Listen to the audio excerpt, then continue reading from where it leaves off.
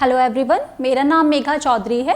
मैं national institute of plant genome research से PhD कर रही हूँ। मैं डेली नॉलेज ट्रैक के donate your time for nation building के लिए क्लास 12th बायोलॉजी का चैप्टर 13 ऑर्गेनिज्म एंड पॉपुलेशन पढ़ाने जा रही हूँ। Chapter 13 organisms and population. When we try to look at the living world around us, we found it to be so diverse and complex. There are various levels of biological organizations, starting from macromolecules, cells, tissues, organs, organisms, population, communities, ecosystem and biomes. At all these levels of biological organization, there are two types of questions that can be asked. One is how, another why. The how type of question seeks to know the mechanism behind any process, while the why type of question seeks to know the significance of any process. When we look around, we need to answer many questions. Why does a bird sing? Why are night blooming flowers generally white? How does a bee know which flower has nectar? How does chick is able to recognize its mother? Why cactus has so many thorns? So let us answer some of these. Coming to how and why does a bird sing? If we look at how, the vibrating bone in the thorax of the bird seeks to answer how this bird is singing. And why the bird needs to sing? Maybe to communicate with its mate during its breeding season. Night blooming flowers are generally white so as to attract various pollinators towards them. Bee know which flower has nectar because the flower has some kind of electrical charge that is sensed by the bee, and it also gives various visual cues, odor, scent, smells, through which the bee is able to know whether a flower is worth visiting or not. Chick is able to recognize its mother by a process which is called imprinting, which involves olfaction, sense, touch. Once a chick comes out of the egg, it senses around and the first person it sees is its mother, so the bond develops. Opuntia and cactus, they have so many thorns because their leaves are highly reduced to spine so as to reduce the water loss because they are thriving in desert conditions. In this chapter, we will be dealing with organisms and environment, the two levels of biological organization. At organism level, ecology is basically physiological ecology which try to understand how an organism is adapted to its survival as well as reproduction in a particular type of habitat. There are various variation in the intensity and duration of temperature. These variation along with the annual variation in precipitation, which includes both rain and snow, leads to the formation of major biomes of the world such as desert, grassland, tropical forest, temperate forest and so on. And these regional and local variation within each biome leads to the formation of variety of habitats. Life exists in a variety of habitats on earth in favorable condition and some extreme conditions such as scorching hot deserts where you find camel, armadillo lizards, opuntia, cactus, rain soaked Meghalaya forest where we find a variety of animals and plants, plums, peaches, animals like sambar, Indian civets, elephant. Deep ocean trenches where we find ciliates, sponges, crustaceans, torrential streams, eels and many freshwater fishes, permafrost polar regions, polar bear, arctic foxes, mosses, lichens, boiling thermal springs where archaebacteria is known to be found, and stinking compost pits such as where we find ants, centipede, millipede. Even our intestine houses a variety of organisms such as Lactobacillus, Clostridium. These are some of the major biomes of India: tropical rainforest, deciduous forest, desert and sea coast. What characterize the habitat of an organism? There are some physiochemical which are abiotic components and some biotic components. Among the abiotic components that lead to so much of variation within a habitat are temperature, water, light and soil. Along with these abiotic components, there are some biotic components such as pathogens, parasites, predator and competitor with which the organism interact continuously, and these biotic and abiotic components together characterize the habitat of an organism. Over a period of time, it is assumed that organisms through natural selection have evolved desired traits to survive as well as reproduce in its habitat. So let us discuss abiotic factor, which are the physiochemical components one by one. Coming to the first factor, which is temperature. It is one of the most ecologically relevant environment factor. The average temperature on land varies seasonally. It ranges sub-zero in polar areas to higher than 50 degrees Celsius in deserts. Apart from these, there are some extreme temperature regions known as thermal springs and deep sea hydrothermal vents. Temperature affects the kinetic of enzyme, and through affecting the kinetic of enzyme, it affects the basal metabolism and other physiological functions of any organism. So, an organism is able to thrive in what kind of temperature is going to largely determine its geographical distribution. And based on whether an organism is able to tolerate a wide range or a narrow range of thermal tolerance, two types of organism are known, one as eurythermal. These are those organisms which can tolerate a wide range of temperature, such as roses, ashoka tree, daisies. These are type of plants which can be found anywhere. Animals like cat, tiger, cow, dogs. Coming to stenothermal organism, these are those organisms which can tolerate a very narrow range of temperature.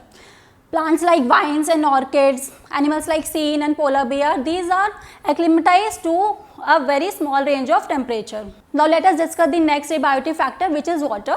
Life on earth originated in water, and so it is unsustainable without water. Availability of water is so much limited in desert.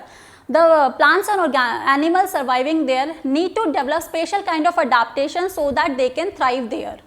Productivity in plants is also heavily dependent on water. For aquatic organism, we think that the organism living there might not be facing any water issues because they have a plenty of water around them. But for them, the quality of water, that is the pH, the chemical composition, is important. The salt concentration, which is measured as salinity in parts per thousand, ranges from less than 5% in inland waters, 30 to 35% in sea, and greater than 100% in hypersaline lagoons. And it is very important to understand the freshwater fishes cannot survive in sea or the hypersaline lagoons, and similarly those organisms which are found in sea cannot survive in freshwater. Based on the salinity tolerance, two types of organisms are known, one as euryhaline, as we did for the thermal tolerance. Wide range of salinity is tolerated by the organism that belong to this class, such as seagrass, sea urchin and crab, whereas the stenohaline are those organisms which can tolerate only a narrow range of salt concentration, such as goldfish, haddockfish and stingray. The third important factor is light. Light availability on earth is closely related to that of temperature, since sun is the source for both light as well as temperature. Plant produce food through photosynthesis using sunlight, so we can understand how light is important for the sustenance of life on earth. The herbs and shrubs growing in forest, these are acclimatized to photosynthesize optimally under low light conditions because they are constantly overshadowed by the tall trees. Moreover, plants require light for photoperiodic requirement for flowering. Apart from the plants, the animals also require light for the diurnal and seasonal variation in light. These are used as cues for timing and timing of foraging, reproductive and migratory activity in case of animals. But deep inside the ocean, the sunlight, the whole component cannot reach. What is the source of energy in the deep oceans? The phytoplanktons and other autotrophs that are able to harness solar energy and make food, these provide the food for the other trophic levels. Moreover, there are some chemosynthetic organisms that are able to use chemicals such as hydrogen sulfide and methane to produce energy. The spectral quality of solar radiation is important, which part of light is reaching which surface. The whole component of light is not essential. Some components like UV is harmful for any organism. In case of red algae, green algae, brown algae, in the deepest water red algae is found. Why? Because red algae has a pigment called phycobilin, which is able to utilize blue light, and blue light being having the shorter wavelength can penetrate deep into the oceans. The last factor, abiotic factor, soil. The nature and properties of a soil vary from place to place, and depending on whether the climate, the weathering process, how the soil formation has taken place, whether the soil is transported or sedimentary, the various kind of soil exist. Factors such as soil composition, grain size and aggregation determine the percolation and water holding capacity of any soil. And percolation and water holding capacity along with the pH, mineral composition and topography determine the type of plants, the vegetation that can be found in a particular type of soil. And the type of plants that are found in a particular type of soil is going to finally dictate the kind of animals that can thrive there. Similarly, in aquatic environment, the sediment characteristic will determine the type of benthic animals that can be found, such as ciliates, seas, stars, crabs, and etc. Now, we have discussed the 4 factors: temperature, light, water, and soil, the abiotic factors that lead to the variation in the habitat. Now, let us understand how an organism responds to these abiotic factors. Before going to answer this question, we should understand why a highly variable environment disturb an organism physiology or any metabolic function. Because it is believed that during the course of millions of years, the organism has somehow developed various kind of characters to optimize its survival as well as reproduction in its habitat. That consistency can be in terms of optimal temperature and osmotic concentration of body fluids. So, no matter what the external environment condition is, the organism should be able to maintain its internal temperature as well as osmotic concentration. So, let us understand the various ways by which the organism responds to these abiotic factors. The first type of organism can be regulators. No matter what the external condition is, their internal level will always be maintained. So, let us know this in detail. Regulators. There are some organisms which are able to maintain homeostasis, that is, their internal temperature as well as osmotic concentration is maintained despite varying external conditions. So, that includes thermoregulation as well as osmoregulation. All birds and mammals and a few lower vertebrates and invertebrate species such as moth, Japanese honeybee and Anopheles mosquito, they are able of thermoregulation and osmoregulation. And it is believed that the success of mammals to be found in desert as well as polar areas is largely due to this capacity of homeostasis. Plants do not have such mechanisms to maintain regulation. Another type of organism are conformers. As the external environment varies, their internal level of temperature of soil that also varies, and majority, the 99% of animals and plants do not have the mechanism to regulate. These are basically conformers. So, we must understand why these conformers had not evolved to become regulators, because as it has been seen, regulators have a very easygoing life. They can maintain their internal temperature and osmotic concentration despite whatever the conditions are present outside.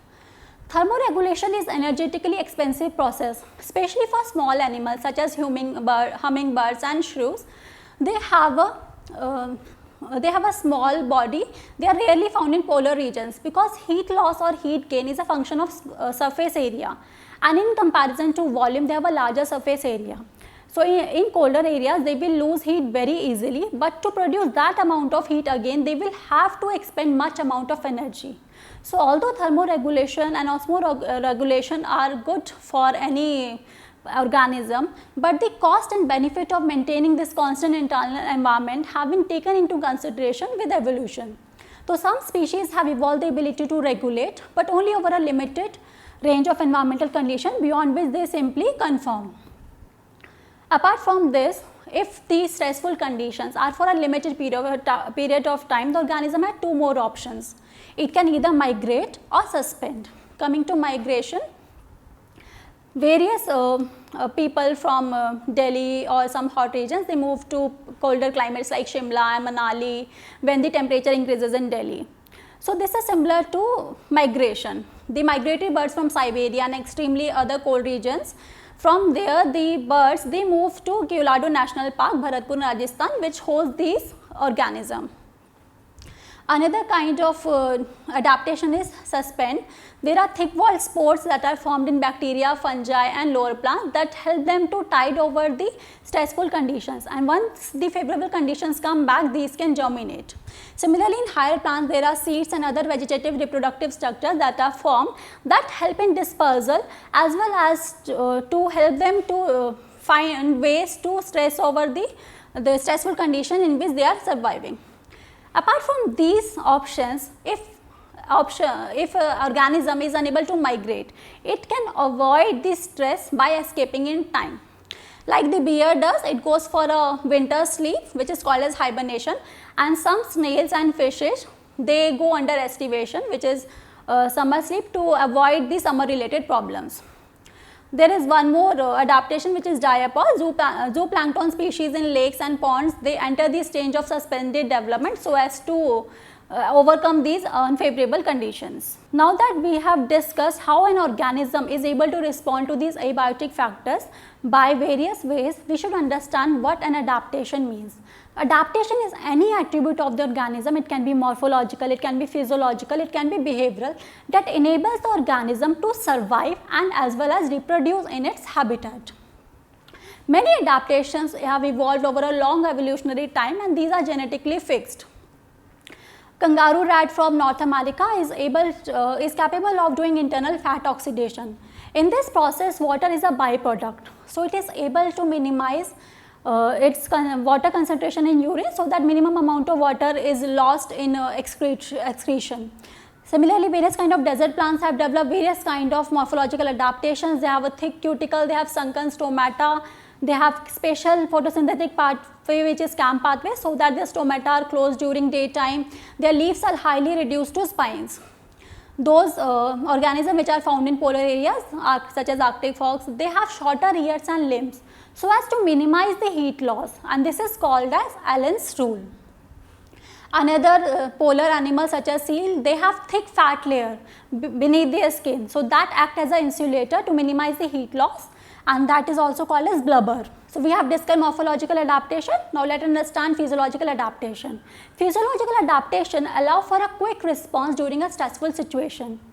If you have seen or you have observed or heard from some other people, while some people from Delhi or some plain area, they go to Rohtang Pass or Mansarovar region, they feel some kind of symptoms, nausea, heart palpitation and fatigue. This is called as altitude sickness. Why this happens? Because at low atmospheric pressure, oxygen is not available to our body, does not get enough oxygen. But after a while, we get acclimatized to it and we feel normal. How does that happen? Body increases the red blood cell production, decreases the binding capacity of hemoglobin and increases the breathing rate. So this is a kind of physiological adaptation to the altitude sickness that is suffered by the people. Physiological function of any organism that proceed in an optimal range of temperature. But there are some organisms that are known to flourish in a wide range of temperature. Microbes such as Archaebacteria, these flourish in hot springs and deep sea hydrothermal vents. How are these able to survive? Because they have developed special kind of adaptation, like they have ether bonds in their phospholipid bilayer instead of the normal ester bonds that are found in other organisms. They have a higher GC content that leads to the more stability. They have various metabolic adaptations. There are fishes such as ice fishes thriving in Antarctic waters. How they do manage to keep their body fluids from not freezing? They have special antifreeze proteins which do not allow the water molecules to come together and form a ice crystal. There are various marine invertebrates and fish. They are living at great depths in the ocean. How are they able to survive under such crushing pressure? Because they have lost the various extra cavities that would have collapsed under such high pressure conditions. Now coming to behavioral adaptation, there are some organisms that do not have these physiological adaptations. How do they manage to cope up with this stress? Such as desert lizard, these do not have any physiological adaptation. So once its body temperature start decreasing, it basks in the sun, absorb heat, and once its body temperature start increasing, move to the shade. Similarly, there are various burrowing animals known that burrow under the soil to escape the heat related problems. Now that we have understood how an organism is adapted to survive and reproduce in its habitat through various kind of adaptation, let us understand ecology at the population level. What constitutes a population? Individuals living in a well-defined geographical area, sharing or competing for the similar resources and able to potentially interbreed constitute a population. Because in nature we do not find any single individual. These are always associated in a groups. So any zebra in a forest, a population of deer, population of trees in a forest, rats in abandoned dwelling or bacteria in a culture plate, these all constitute a population. Although it is at the organismic level that the organism has to maintain or to fight with the stressful condition, the natural selection operates at the population level to evolve with the desired traits. Therefore, the population ecology is an important field that links population genetics and evolution to ecology. Population can have certain attributes which an individual might not have, such as birth rate and death rate. While an individual can have birth and death, Population can have birth rate, which is per capita birth, and death rate, per capita deaths. These are described as change in the number with reference to the initial number in the population.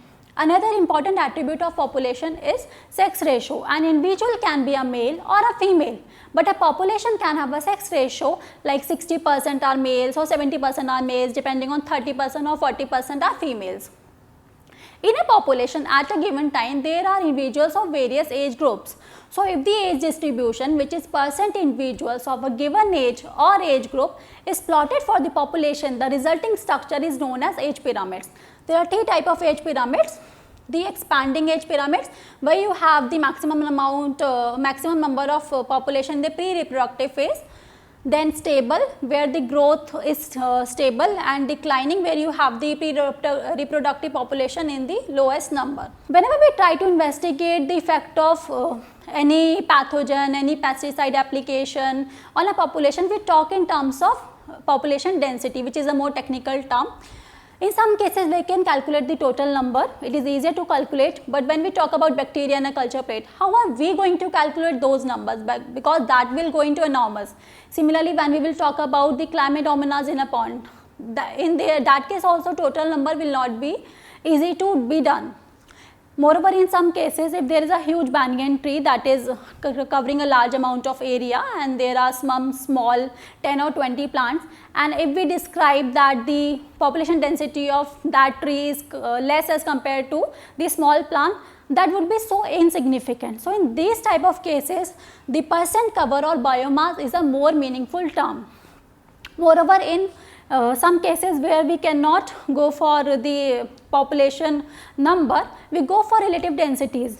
When we measure the bacteria in a culture plate, in a culture, what we do, we take the optical densities, and it is a good amount to know for the population density. Similarly, the fish that are caught in a trap from a lake, in that case relative density serve the purpose for population densities. In for tiger national reserves, the number of tiger are also dependent on the pug marks and the fecal pellets. So, for population density, total number, as well as percent cover or biomass or relative density, these three can be used to determine the population. Size of a population for any species is not a static parameter. It keeps on changing depending on various parameters like the availability of food, the pressure from the predation, or the reduced weather condition. Changes in population density tells us whether a population is flourishing or declining. There are four factors that contribute to these changes in population. One is natality, one is mortality, immigration and emigration. Natality refers to the increase, the birth that occur in a given period of time that are added to the initial amount. Mortality refers to the death that have occurred in a population over a given period of time. Immigration refers to the number of organisms of the same population or species that have come from somewhere else in a given period of time. Emigration refers to the individual of the same population or species that have left that particular place in a given period of time and moved to somewhere else. The population density if at time t is n. So, at time t plus 1 is population density as time t, that is nt, plus the natality plus immigration minus the mortality plus emigration. Under normal conditions, natality and mortality are the more important factors that contribute to the changes in population. Immigration and emigration occur only in some cases, like some new area is being colonized, then more amount of immigration will occur, or some kind of devastation has taken place, then immigration will occur. So, if this natality and immigration is higher than the death plus emigration, population density is going to increase. Now that we have studied the population growth is not a static parameter, we should understand what are the growth models that can be known to understand the population growth. The first type of growth model which given is exponential growth. Exponential growth can occur when the resources are unlimited. Then each organism will have its ability to realize its fully innate potential to grow in number, which is also called as intrinsic rate of natural increase R by Darwin. It results in the formation of a J-shaped curve. So, if we write it as dn by dt is birth minus death, which is per capita birth and per capita death rate, into n, which is the population as time t, and let us replace this by r, then the dn by dt becomes Rn, and taking the integral form of equation becomes nt equal to n naught e to power rt. However, when we study the logistic growth, the resources in any population or any area cannot be unlimited. If the resources will be unlimited, then population can grow to a specific number, but if there are resources are limited, then it will lead to the competition among the population. So, this will lead to decrease in the number. So, in any kind of habitat in nature, a given habitat has enough resources to support a maximum possible number, beyond which no further growth is possible. Let us call this as carrying capacity, which is defined by K. In this type of growth model, what happens is initially there is a lag phase, then there is a acceleration phase, finally a asymptote is reached when the carrying capacity reaches. So, the equation becomes dn by dt is equal to Rn k minus n upon k, where k is the carrying capacity.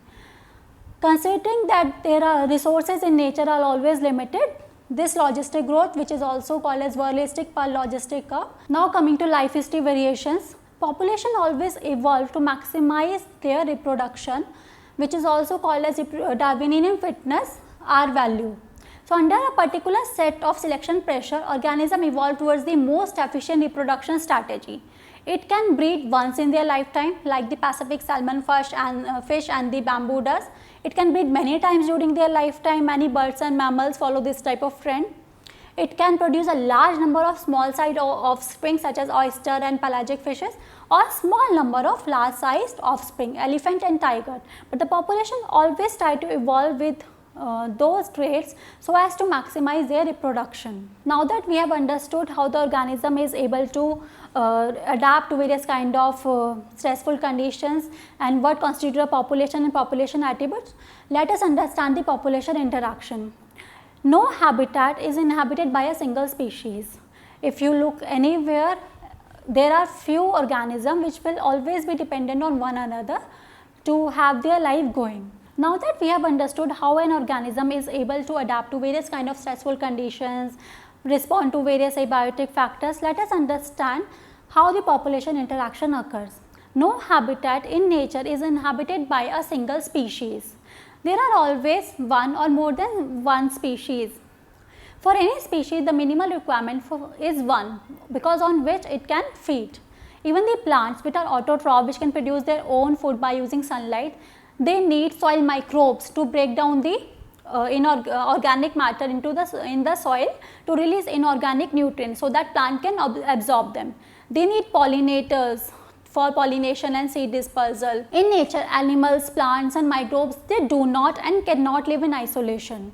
They interact in various ways to form a biological community. So, interspecific interaction arise from the interaction of population of two different species. It could be beneficial, it could be detrimental, or it could be neutral for one or both.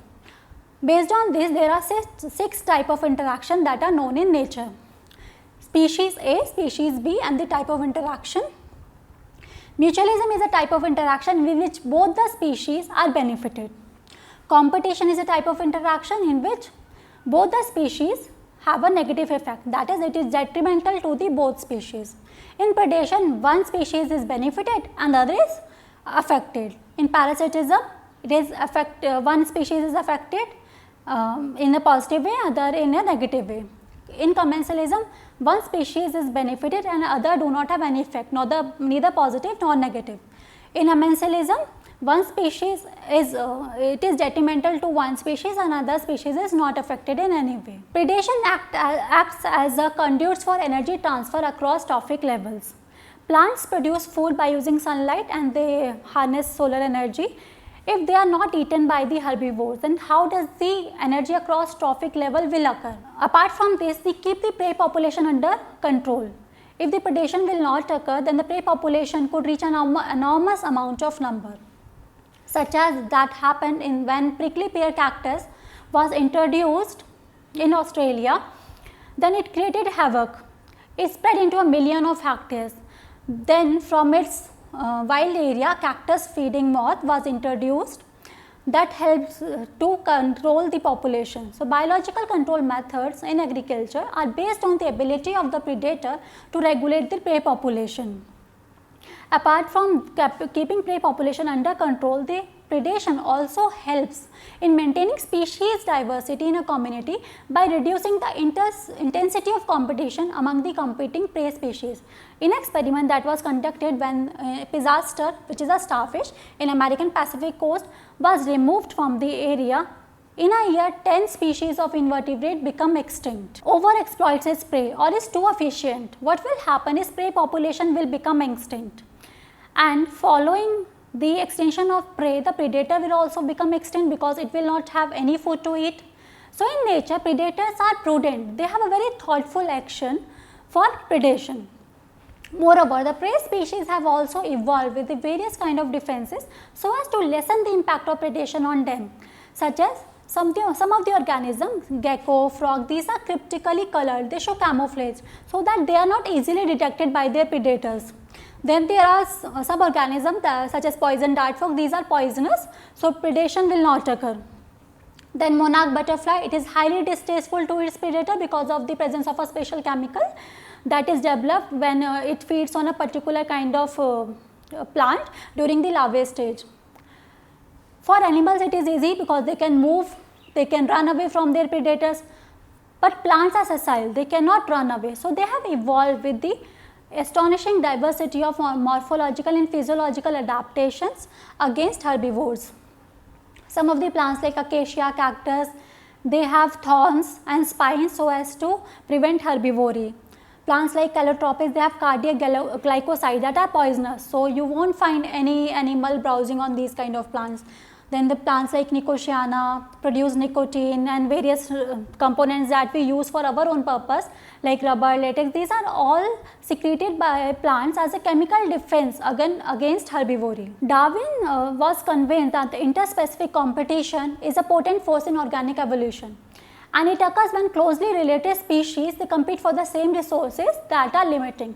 But this statement is not entirely true.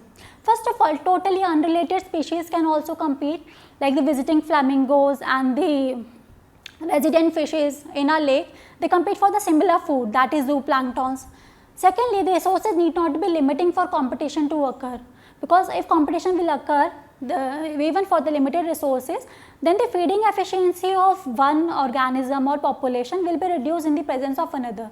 So, competition is best defined as a process in which the fitness of one species, which is measured in terms of its R, the intrinsic rate of natural increase, is significantly lower in the presence of another species.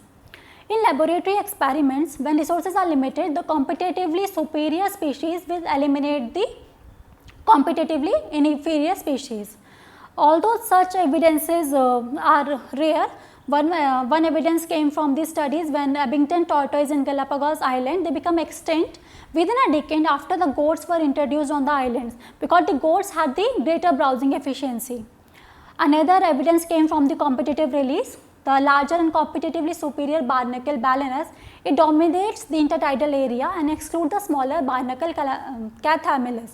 So, competitive release occurs when a particular species is limited to a confined geographical distribution, but in the absence of its superior species, it will expand its geographical distribution. The Gauss or competitive exclusion principle states that the two closely related species competing for the same resources, they cannot coexist indefinitely, and competitively inferior one will be eliminated eventually. But in nature, the organism, the population, they have evolved with coexistence rather than exclusion. The one-sun strategy to avoid the elimination of the inferior one in nature is resource partitioning.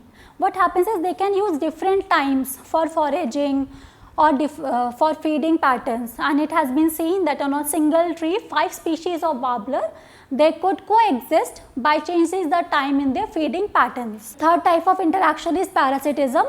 In parasitism, one organism is affected in a positive way, that is positive for one organism, while the other organism on which the parasite is living has a detrimental effect. Parasitism ensures free meals, so it has evolved in so many taxonomic groups from plants to higher vertebrates. Parasites are host specific, that there are certain parasites that can host only a particular type of single species, such that both the host and the parasite tend to co-evolve. If the host tend to evolve with a mechanism so as to protect itself against parasite, then the parasite evolves with a new mechanism so that it cannot be recognized by the host. The parasite evolved with a special kind of adaptation such as loss of unnecessary sense organs so that it is not easily sensed by the host, it is going to attack. Presence of adhesive organs or suckers so as to cling on to the host. Loss of digestive system because it will be utilizing the nutrition from the host body, but high reproductive capacity so as to affect the host. Life cycle of parasite are often complex. It involves one or two intermediate hosts or vectors to facilitate the parasitization of its primary host. Like the human liver fluke, it requires two hosts, one is snail, one is fish, to complete its life cycle. Similarly, the Plasmodium falciparum requires vector Anopheles mosquito to complete its life cycle. Parasite always harm the host in a negative way. It reduces the survival, growth and reproduction of the host, reduce its population density, making it more weak, vulnerable to other infections. Parasite can also be of two types, ectoparasites and endoparasite. Ectoparasites are those parasites which are found on the outer surface of the host, such as Cuscuta. Cuscuta are found on the several hedge plants, and during the course of evolution, it has lost chlorophyll as well as its leaves. It feeds on the host plant it is growing and derives nutrition from that plant. Similarly, the ticks on dogs and lices on humans, these are example of ectoparasites. Endoparasite are those organisms which parasite that live inside the various organs such as liver, kidney of the host body. Apart from these parasites, one brood parasitism is fascinating example in which what the parasite does it lays its eggs in the host nest, and somewhere during the evolution the egg have resembled the host egg, so that the host is not able to recognize the non-self egg and it does not lead to rejection of the egg. The cuckoo does this brood parasitism, it lays its eggs in the nest of crow and the crow incubated. Another type of interaction is commensalism.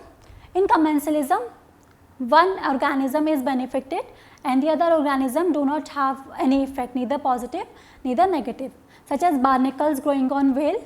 The barnacles they get protection while whale do not have any benefit from barnacles. Similarly, egrets and cattle, egrets always move in close association with the cattle. When the cattle they move through the vegetation, they stir, flush and move out the insects. So, these are easily spotted by the egrets, otherwise it would have been difficult for these egrets to find those insects. Similarly, clownfish and sea anemone they live in close association. The clownfish get protection from its predator while sea anemone does not derive any kind of benefit. Similarly, orchid growing on the mango tree, orchid derives nutrition from the mango tree while mango tree does not have any benefit from growing of orchid on it. Next type of interaction is amensalism. In amensalism, one organism is affecting the other organism in a negative way and it does not have effect on its growth or reproduction.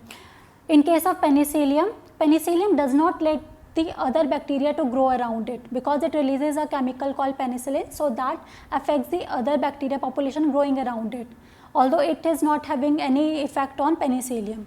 Similarly, the black walnut tree which is known as Juglans nigra, it releases a compound called juglone which is toxic, so no other herb or shrub can grow in the near vicinity in the root zone around this plant.